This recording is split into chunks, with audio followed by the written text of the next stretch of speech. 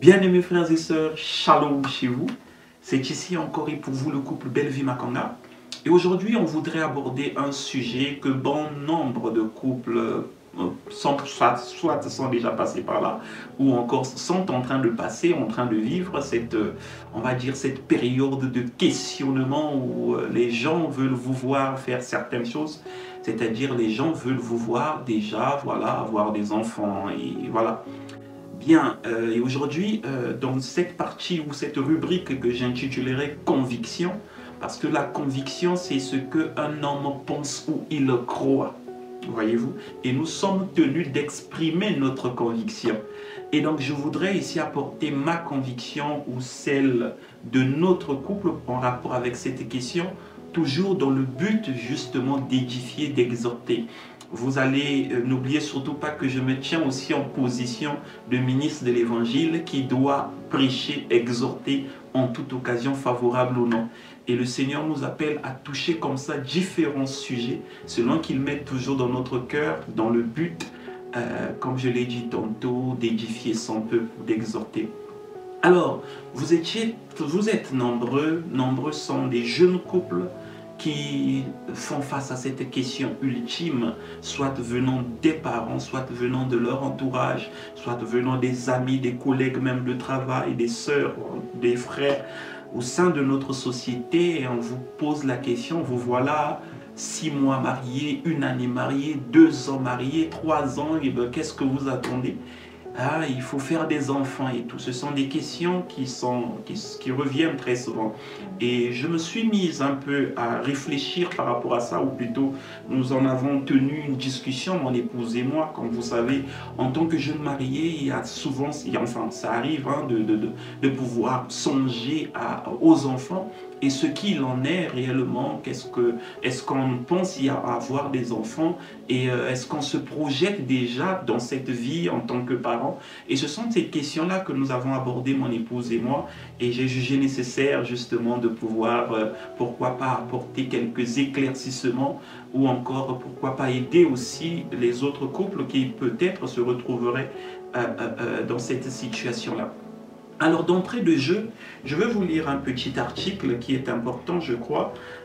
Cet article dit ceci, mais avant que je touche à cet article, on va commencer par la parole de Dieu, parce que commencement était la parole.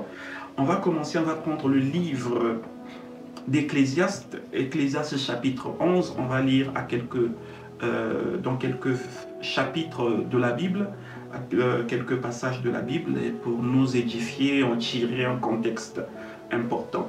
Alors, dans le livre d'Ecclésiaste chapitre 11, le verset 5, il est dit, que le Seigneur bénisse sa parole, il est dit, « Comme tu ne sais pas quel est le chemin du vent, ni comment se forment les eaux dans le ventre de la femme enceinte, tu ne connais pas non plus l'œuvre de Dieu qui fait tout. » Ici, ce verset d'Ecclésiaste nous fait remarquer que c'est Dieu qui fait tout. La création est le domaine par excellence de Dieu. La vie, c'est Dieu qui la donne. Et Dieu te pose la question, est-ce que toi tu connais comment est-ce que les os se forment dans le ventre de la femme? Voyez-vous, tout ce qui est à commencer par le fœtus, l'embryon, le fœtus, toutes les étapes là, jusqu'à ce qu'un enfant naisse. C'est Dieu. C'est un processus, même les scientifiques disent que c'est tellement waouh, c'est majestueux. Et arriver à comprendre ça, ça relève du domaine de Dieu, la création. Parce qu'ensuite vient l'âme qui rentre, l'esprit qui rentre dans le corps pour donner vie à cet enfant-là. Vous voyez, c'est simplement extraordinaire. Et l'Ecclésiaste nous l'explique de façon brillante. Et lorsque nous avançons un peu plus loin, on va prendre le livre d'Ésaïe chapitre 166, le verset 9, il est écrit « Ouvrirai-je le sein maternel pour ne pas laisser enfanter, dit l'Éternel. Moi qui fais naître, empêcherai-je d'enfanter, dit Dieu. » Voyez-vous, c'est-à-dire que lorsque Dieu a créé le corps de la femme comme il l'a créé, eh ben c'est dans le but justement qu'elle donne naissance. Voyez-vous. Et souvenez-vous qu'il est aussi écrit qu'il n'y aurait point de stérile dans ma maison. Donc sachez, pour ceux qui n'ont pas encore, celles qui n'ont pas encore d'enfants, pour ces couples qui n'ont pas encore d'enfants, sachez que c'est dans la volonté parfaite de Dieu que vous ayez des enfants. Et vous êtes appelés à avoir des enfants. Et vous ne devez jamais confesser autre chose que je suis une mère porteuse. Je suis né et appelé à mettre au monde. C'est dans la volonté même de Dieu. Dieu dit que lui va-t-il bloquer alors que lui il a créé ça, justement ce corps-là. Je parle ici à un auditoire mixte, donc vous comprenez. Donc l'organe même, la fonction même, ou encore le corps de la femme a été créé pour donner vie.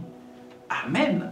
Et c'est ce corps-là, Dieu a dit, il ne va pas bloquer, puisque le rôle même que Dieu a créé cette femme-là, il a dit, remplissez la terre, donnez vie, en d'autres termes.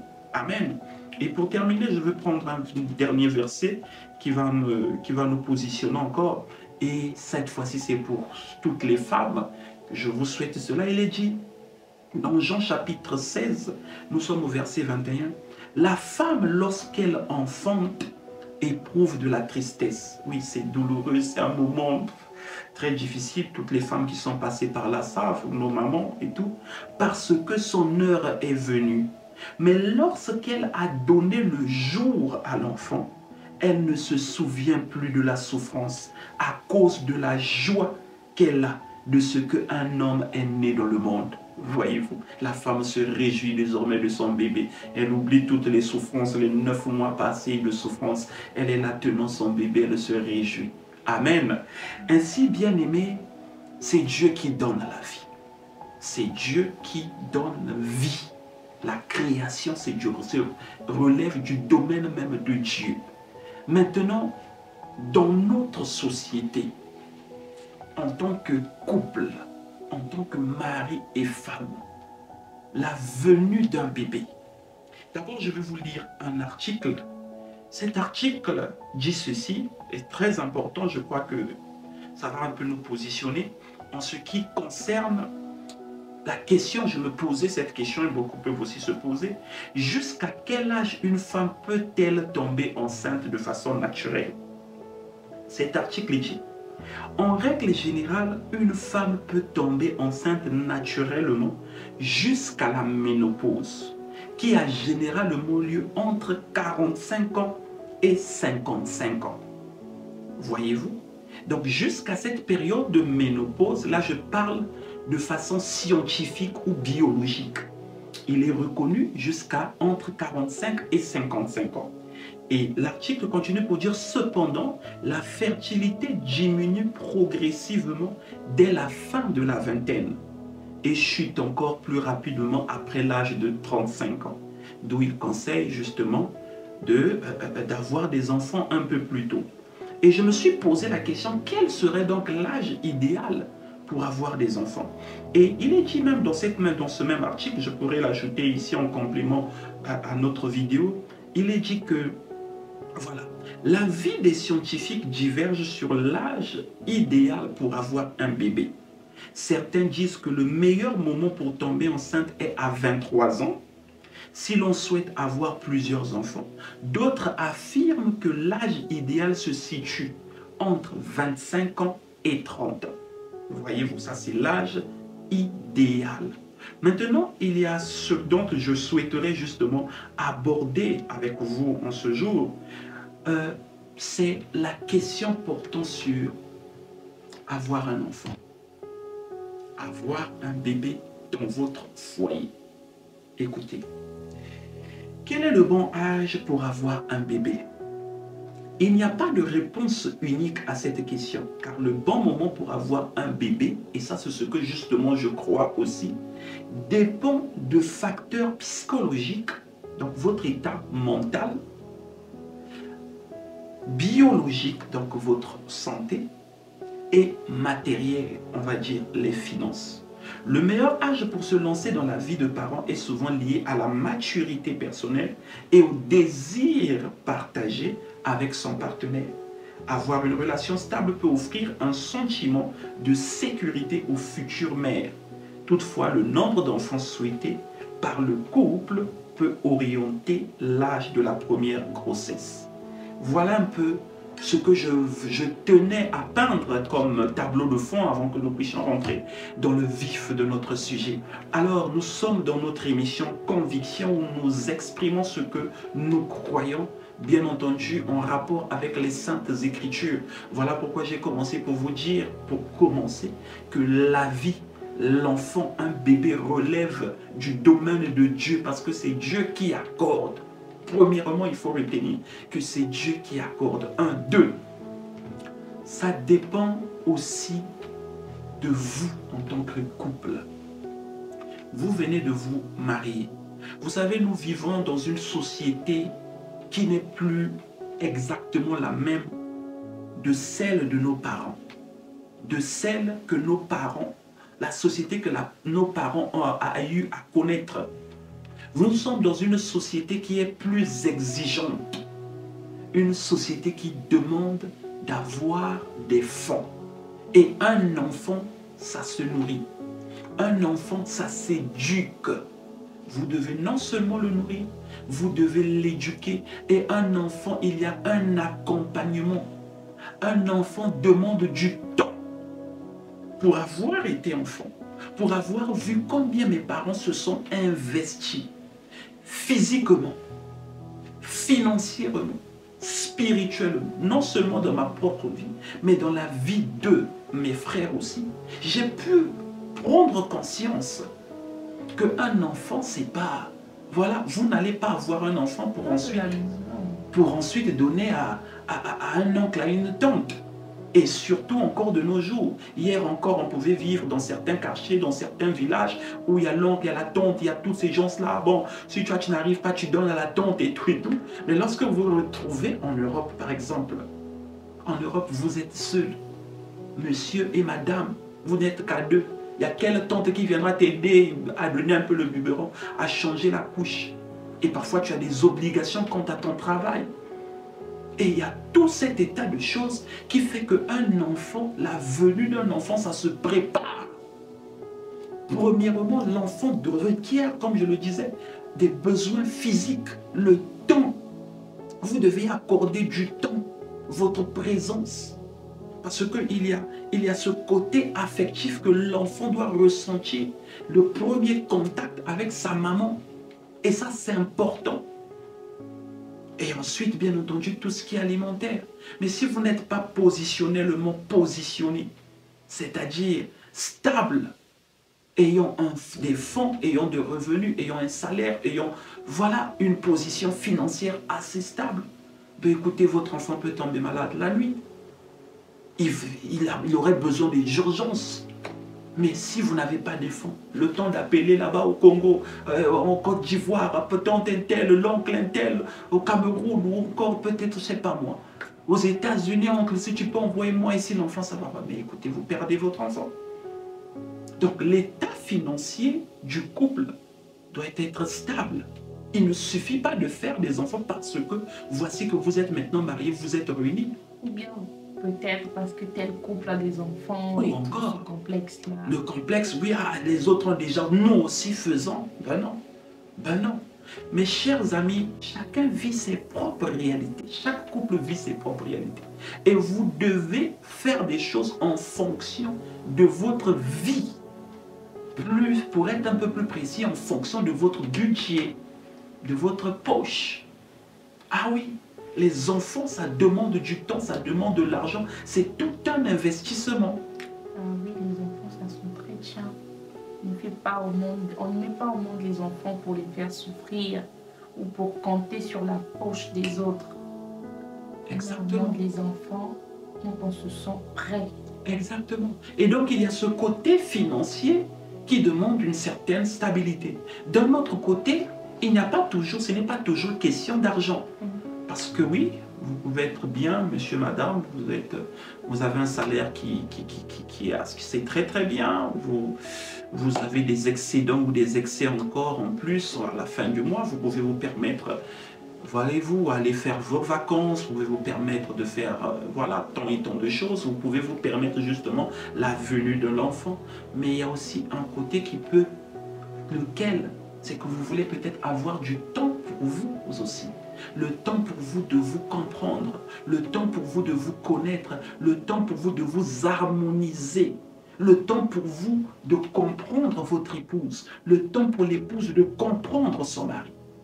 Lorsque nous sommes dans deux, on va dire, lorsque nous ne sommes pas encore unis, nous vivons sous deux éducations différentes.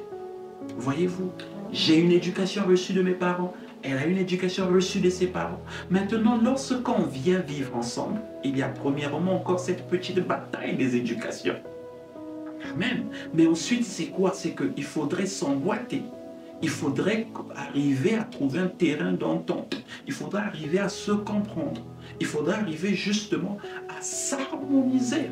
Donc, à mettre une base, une seule éducation qui va régner dans votre foyer. Exactement. Et ça demande du temps d'adaptation. Le couple a lui-même besoin de temps. Voyez-vous? Et ça se discute avec monsieur, avec madame. Voyez-vous? C'est des moments comme ça, vous passez, vous parlez, vous échangez.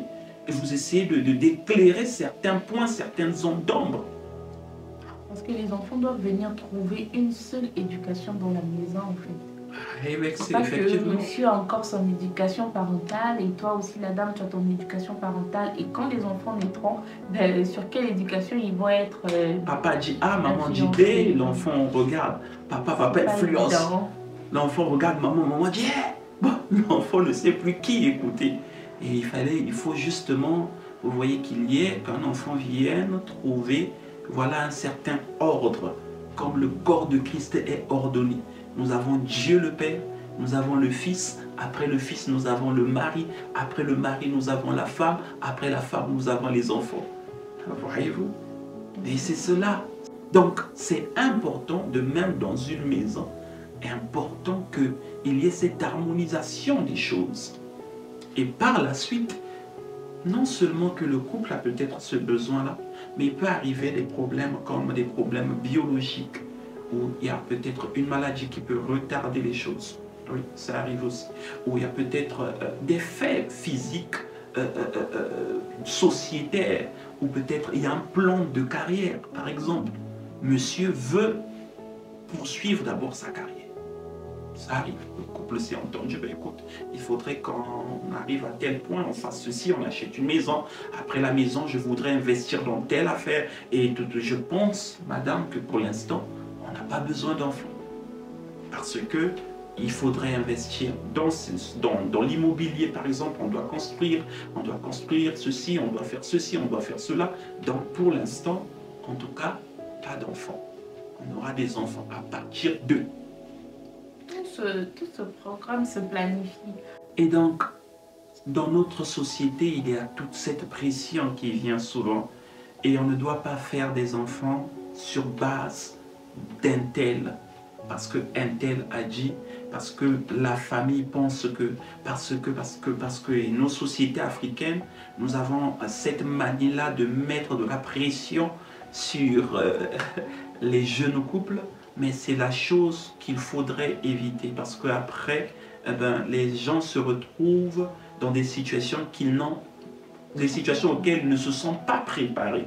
Simplement pour satisfaire, voyez-vous, pour satisfaire la famille, pour satisfaire les parents. Et ça, c'est pas bien, c'est pas encourageant. Faites des enfants lorsque vous vous sentez prêt. Accueillez des enfants. C'est-à-dire que planifier, faire des enfants, lorsque vous vous sentez prêt, c'est important. Donc, voici un peu, mes chers amis, les quelques points que nous voulions, mon épouse et moi, essayer un peu d'écarter afin de ramener la lumière par rapport à cette question. Quand pensez-vous avoir des enfants? Pourquoi n'avez-vous pas des enfants? Faites des enfants, toute cette pression autour. Les enfants, c'est Dieu qui les donne, premièrement. Retenez cela. Et ensuite, c'est au couple de planifier. Et donc, des enfants, ça se prépare. C'est ainsi le message que nous tenions justement à porter par rapport à cette rubrique intitulée « Conviction ». Dans l'espoir que ça a été, ces faibles mots ont été une bénédiction ou seront une aide pour vous. Nous vous disons shalom et surtout que le Seigneur Jésus-Christ vous bénisse.